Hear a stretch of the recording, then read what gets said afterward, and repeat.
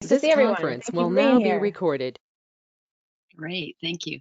Hey, Laura, did you mention before we start the thing at the top with the view everyone and view speaker? Yes, I did. Yes. Okay. Hi, everybody. I'm going to go ahead and start my screen. Here we go. And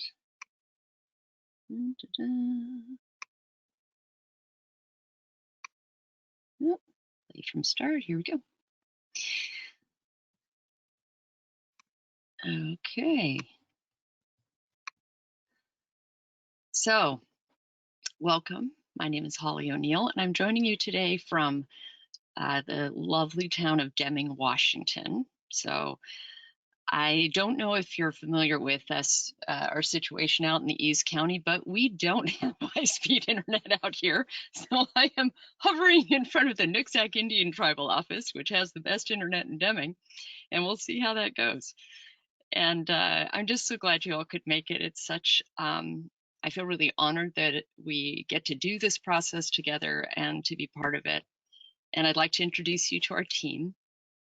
So I'm up there on the left-hand corner, and joining me today is Dr. Gina Stoane from the Public Health Advisory Board, Erica Lautenbach from the Whatcom County Health Department, my colleague Marty Solomon.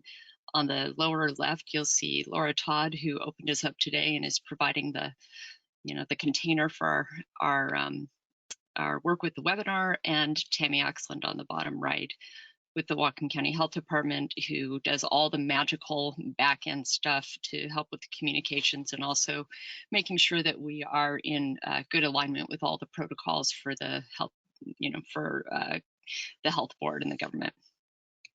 Our local government, who's helping us make this all happen. Okay, so here we go. This is actually today's agenda. We did another session last night and had about half of our total folks who are on the task force attend last night, and that went really well. So we're going to go through our purpose, who's who. We want to review the survey results with you. We got 101 responses to the initial survey, so we want to share with you that. Talk about what we're going to create together and how we will do it, what's next, and how we're going to communicate.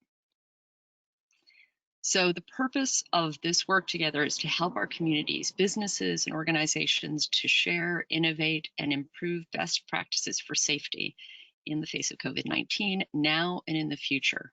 So we are going to be pulling it together as quickly as we can to help businesses reopen safely, but we also know that we need to continue to improve that over time, and that a lot of you are open already, so just to support you in that work. I want to start by saying nothing in this process is going to work perfectly. We are all co-creating this. So that's that we're in a new time that we've never been in before, working virtually, trying to organize, and this is why we're here and why it's going to work. So I'd like to introduce first Gina Stoane, our Public Health Advisory Board Chair, to say a few words, and then we'll hear from Erica. So Gina, are you ready? Sure, I'm ready. Good morning, everyone. My name is Gina Stoane. I am chairing the Public Health Advisory Board, and in that capacity, I'm helping with the task force that we're talking about today.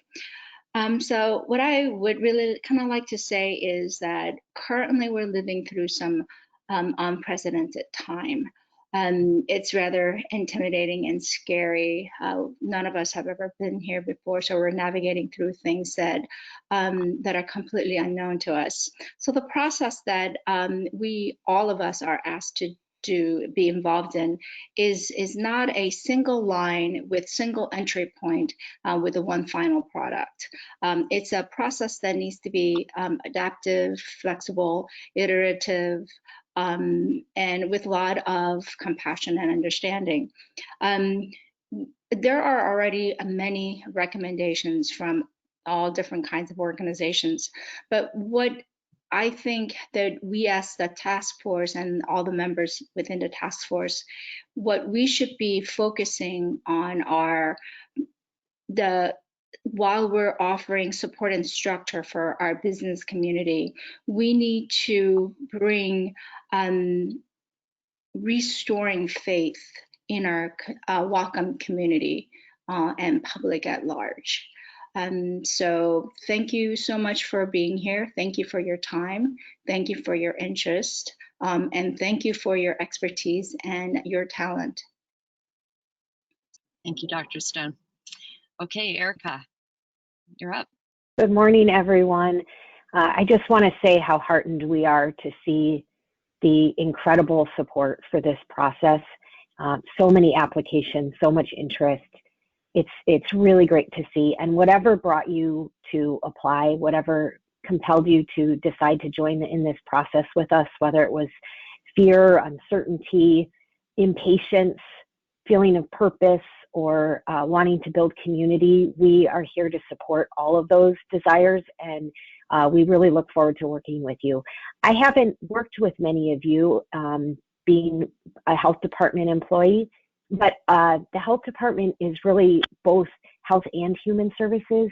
We recognize both the public health impacts of COVID-19 as well as the impacts it's having on our mental health, on family structure, on economic stress, and you know, we're very mindful of all the impacts that this pandemic is having in our community. And our role really as a health department is to be a convener. We see ourselves as an honest broker of data and information. We are partners in creative problem solving, and we work to ensure that we keep the needs of those most vulnerable to the economic, health, societal, and other impacts in mind.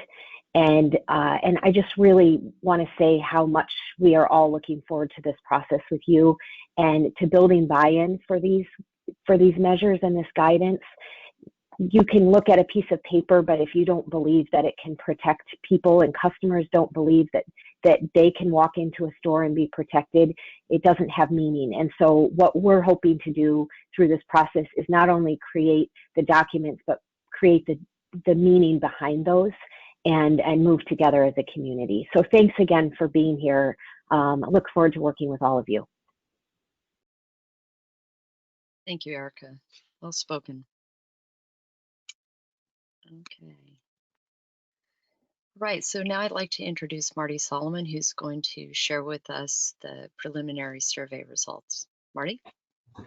Good morning, everybody.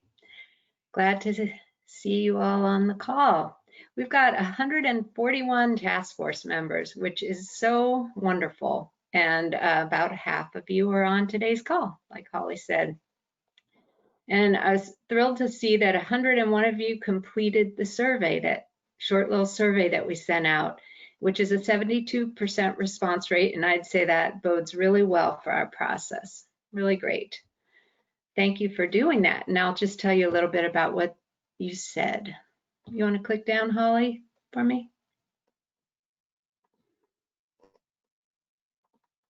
Holly, can you move the screen or the slide? Thanks. One more. There we go. So the first question I'll just bring up here is to what degree your business is currently operating. And there was only 6% of respondents who aren't operating at all. The rest of you divided into about thirds across the spectrum from very limited activity to somewhat limited to fully active. And those NAs down at the bottom are folks who are retired or don't have a operating business or organization at all. The next one, Holly, thanks. This question was about the biggest questions, challenges, or barriers that businesses or organizations are facing in operating or preparing to operate. And this is organized by frequency, and confusion about required health and safety practices was shared by nearly half the group. And so that's really good to note. And I'm very hopeful that by the end of this process that we go through, we'll be providing the material so that that confusion rating will be greatly reduced. amongst our group, and then by all the people who we share it with, share what we make with. How to keep staff and customers safe was the next group of responses. And then concern about customers being willing to shop. You know, are customers going to feel comfortable and have confidence coming into our businesses? Was about 40% of you are concerned about that.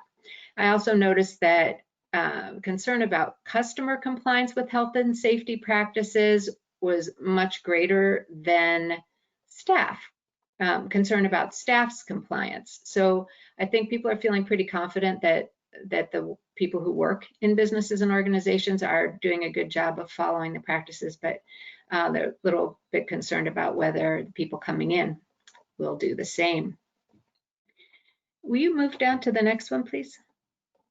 All right, there was a group there, you might have seen at the bottom, 38% or 38 responses that marked other, and 18 of those were just elaborating on the boxes that they checked, basically, and 5 of those just wrote not applicable. And then looking down the row here, uncertainty about changing government rules and the timing of those rules was a concern. I think, yeah, people are just worried about inconsistent information. So again, I think part of our role is to try and provide a little greater clarity in communications as best we can. 3 people brought up business considerations, and that one person expressed that as how to balance the restrictions versus the feasibility of remaining profitable enough to operate. And I think that's a concern shared by pretty much everyone in our country, you know, who's trying to operate a business. 2 people mentioned the significant work involved in changing the physical space and operations. And one said, even when we know what the requirements are and what we have to do, it's a whole lot of work to do it right and well. Having the necessary staff and volunteers properly trained is going to be a major challenge. Then I'll just move down to the next. 2 people mentioned concerns about special facilities they need, and that was a pool and a classroom. And it's going to, I think, be a while before we figure out how to deal with those, and classrooms specifically. But I know that there will be a lot of work on that coming up. Then 3 just wrote something that I didn't categorize in the earlier categories, and I want to read one of those quotes from someone who said, as I read through this list, it strikes me how significant each of these challenges are. I would also add one that connects to many of these. How can we work together to support businesses and organizations to communicate with their employees and their customers with a "we're in this together" spirit and clarity around new procedures? So I think they captured the main goal for our work here with that quote. Thanks for that. Next slide, Holly. Just one more I wanted to talk about. We asked, are you part of a network or networks that can help us gather input or spread the word about this work? And 82% of you said yes, you are. And so that just shows what a well-networked group we are, and also bodes well for our ability to get the word out there, the work that we're going to put together here. So thank you very much for being here and for volunteering for this process.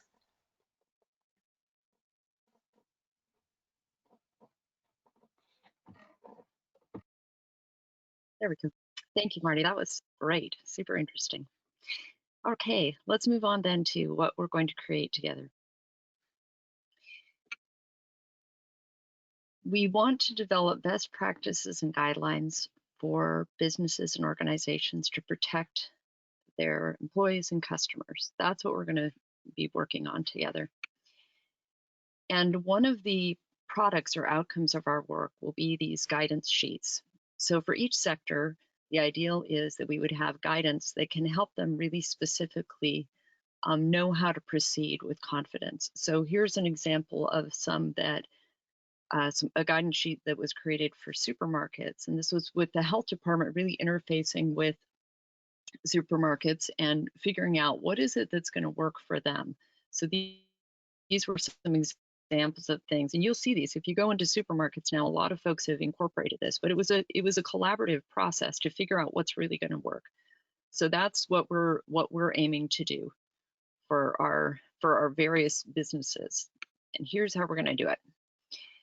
I sent this action schedule to you also in an email that Tammy sent out. So we did the initial surveys, and we're here at the kickoff webinar. And then early next week, we're going to prepare for these peer-to-peer sessions. So some of you, about 40 people from the task force, have been asked to serve in this additional role, which has to do with gathering information and helping to convene these peer-to-peer sessions. And these next steps 4 through 7, which are about gathering the peer-to-peer groups and developing the guidance sheets and then sharing those and getting feedback, those are going to happen if you imagine it being a very iterative process, because different sectors are going to move at different rates, and they have different levels of complexity. So, and also we want to consider the fact that businesses are going to be opening at different phases with the governor's directives. So I'm going to go through a little more detail in each of these areas.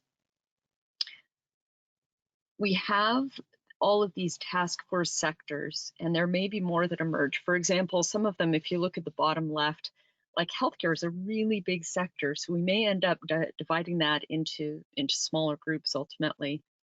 Some of these may even be able to be combined at some point. But these are the primary sectors that we're going to try and work with and gather around. And here's how this first step will go is next week, for those of you who are invited to help as liaisons, we're going to have a training session. We'll do 2 again so that everybody can come and kind of lay out how this process is going to work. And in a nutshell, what the liaisons will do is they're going to gather input from other folks in their own sectors, either by survey, we'll give you a survey instrument, or by just talking to the folks that you know. So to find out what they're doing, what their needs are, and really get a sense of both what the content is in terms of what kind of guidance folks needs and maybe resources they need, but also, as Erica had mentioned earlier, to start building that system of communication so that people feel like their voices are heard, they're part of the process, get some buy-in, and we're forming that web, that network of communication so that the folks can understand and really start to implement these things. After the liaisons have gathered the input from other folks in their networks, then we'll be hosting these peer-to-peer sessions. And I'm saying it as though this is a long process. This has to happen all very quickly. So we're like gathering information, getting folks together. We got to move kind of quick. So if you imagine these peer-to-peer sessions where you have the sector liaisons, a health department subject matter expert, a representative from the Public Health Advisory Board. We'll have a facilitator and some tech support there for these online calls. And then, most importantly, other members of the task force. So let's say we're pulling together the session, the peer-to-peer session that is about construction. So if you're involved in the construction industry, or you feel like I have something to contribute here, then you want to attend that peer-to-peer session. We don't want them to be super big because we want to be able to have those folks have meaningful conversations, but they are open to all the task force members. So as they get scheduled, and you'll know what the schedule is, if you're like, I should be there at that one, then come.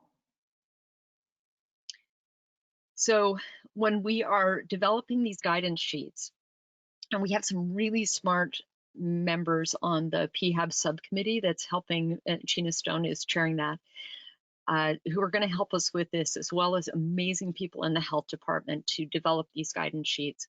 So as we develop them, I think it's important to remember some things are going to apply to everybody. Some things will be very specific to your sector. Some things are going to be super simple, and some things are going to be much trickier. So for folks who, for example, in a manufacturing setting where you're working very closely together, there's a lot of complexities in even that question of social distancing, right? From a physical standpoint, how do you even set that up? So each of these sectors is going to have its unique needs. So after the draft guidance sheets have been developed, they'll be presented to all the task force members at once, and the PHAB will probably again do those in batches, and then get some feedback, and then the final versions will be presented to the Whatcom County Health Board, which, in case you are not aware of this, that is also your Whatcom County Council that's serving under their health board responsibilities. And then we want to share them widely. And again, this is really the heart of the whole process, which is to make sure that they're available to people, that they're meaningful to people, and that we can get people the information that they need. So that's the process. So what's next? The sector liaisons are going to meet next week with the support team. So that's Marty and Laura and Amy Rydell and myself to plan the peer-to-peer sessions. And for everybody, please stay tuned for how to participate. We will be sending you, Tammy, you'll get emails from Tammy, so keep an eye out for that. And that leads to how we will communicate. Laura, do you want to pick this one up?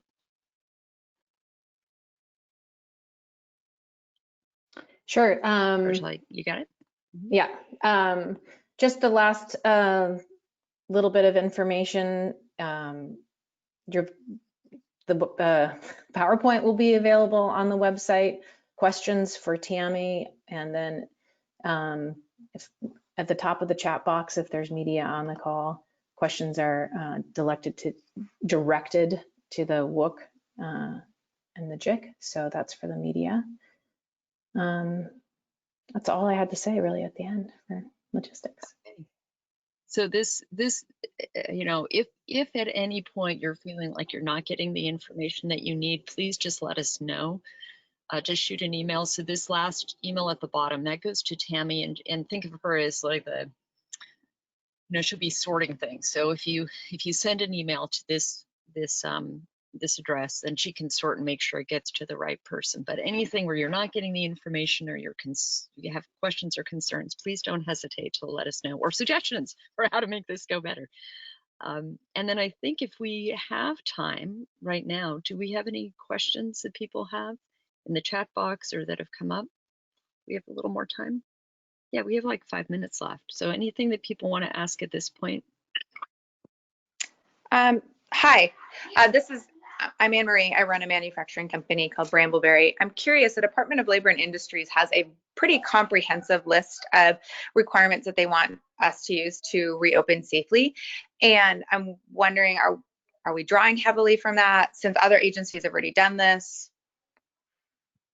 Yeah, I'm glad you asked that. And yes, absolutely. That's part of why for some of these, if you have really clear guidance already, that's going to go like that. You know, we'll just look at it, make sure everybody understands it, and move it right through. So like, for example, in the what you just described, I'd ask the question, do you feel like it fits for you? Do you feel like it's good, it's providing you with good guidance? Emery? Yes, hi. Absolutely. It's actually more than we're currently doing as an essential company, which is interesting. But yeah, it's great guidelines. So I'm looking forward to utilizing it as a guideline when we are designing manufacturing guidelines for Whatcom County. Perfect. Yeah, you're spot on. That's exactly what we want to do. And then like, okay, this is the one, these are them. We did the same thing with food banks, which is a network I'm very involved in. And you know, Food Lifeline laid some stuff out, and we're like, our work is done. We have the answers. We're like, we adopted it that day and moved forward. So for some of these are going to be really easy because we're already part of professional networks that have already done that legwork for us. So thank you. Any other questions? Holly, this is Erica. If I can just add, I think both Laura and Holly mentioned that there's a lot of guidance already out there. And I think our challenge is really to make sure that people that are not in this room, I can say, this virtual room, people that are not in part of associations, business owners and others that are not networked in, that maybe don't have access to resources, are brought along in this process. We all have to do this work together, and I'm quite confident that everyone in this virtual room is really thinking about this and probably leading in your sector on how to move forward. But I think it's really critical that we have those peer-to-peer sessions, so we, as we say in public health, lift all boats and make sure that the standards are applying throughout each sector, and everyone feels confident about how to reopen safely. Point well taken. Erica, we had another comment in the chat box from Elizabeth Hampton about this, basically the psychological effects of people, the fear of coming back to work. And do you want to speak to that a little bit, what we chatted? Sure, I'm just reading it now.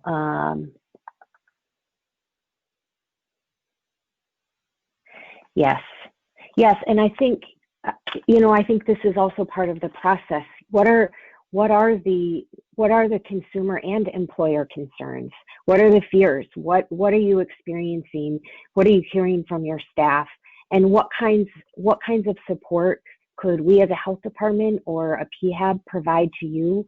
Even at the health department, there are staff that are concerned about their health that may have high risk factors, and it's a process. But I think having systems like this where there's clear guidance, where that guidance is clearly articulated to staff and to customers, is one way that we can help you, whether it's materials, whether it's training, technical assistance, in-person or virtual support, depending on when your phase reopens, and other sort of resources.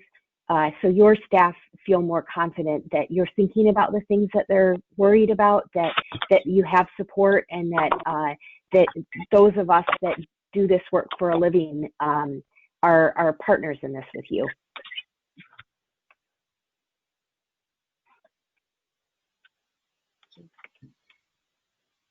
Yeah, I think that one of the key things that the health department can help provide for us is that coaching and that reinforcement for these are the behaviors that we all need to adopt. Like, it wasn't that long ago when everybody smoked cigarettes, right?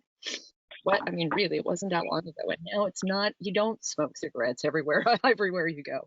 So that kind of psychological shift that needs to happen so that we can just start practicing and it becomes normal, and it doesn't become so politicized or so intense for people, is part of the pathway I think that we're trying to move down with the health department's support, is just to make it easier for everybody. Any other comments before we wrap up? Okay, I'm going to turn it over then to China. Closing remarks from you, the AM Chair. Thank you again, everyone, for attending the meeting this morning. I just had a couple of thoughts. I was reading the chat box and there was hashtag "we're in this together." I absolutely love that, because we are in this together, and without all of us being together, we can't move forward. So I really love that hashtag. And the other part that I just want to kind of briefly touch is like business associations with greater institutions that are giving out instructions. I think that is so absolutely great, and it is something that we could absolutely use. We don't need to recreate wheels, but that has to be communicated to the greater community so that people out in the public know that you are being safe. The business owners are being safe, so that the people are okay coming into the businesses. But that can't happen without the communication. And so I like to think of our job, meaning our task force members' job, is to be the face of strength and building that trust, so that we as Whatcom County can come together and move forward together.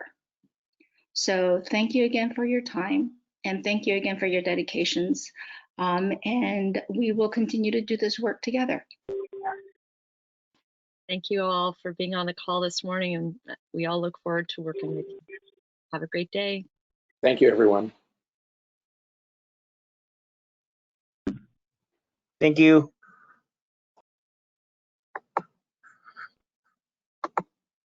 Laura, do you know if there's a way to capture the chat, or Tammy? It A will way to get it will get captured, but I think we should leave the call open for a little while. I'd like to read a little bit right now and just finish a couple things. It'd So be let's get- nice to save it for future reference. That's what I was thinking. Yeah, because the call is recorded, we actually get a document with all the chat in it. Great.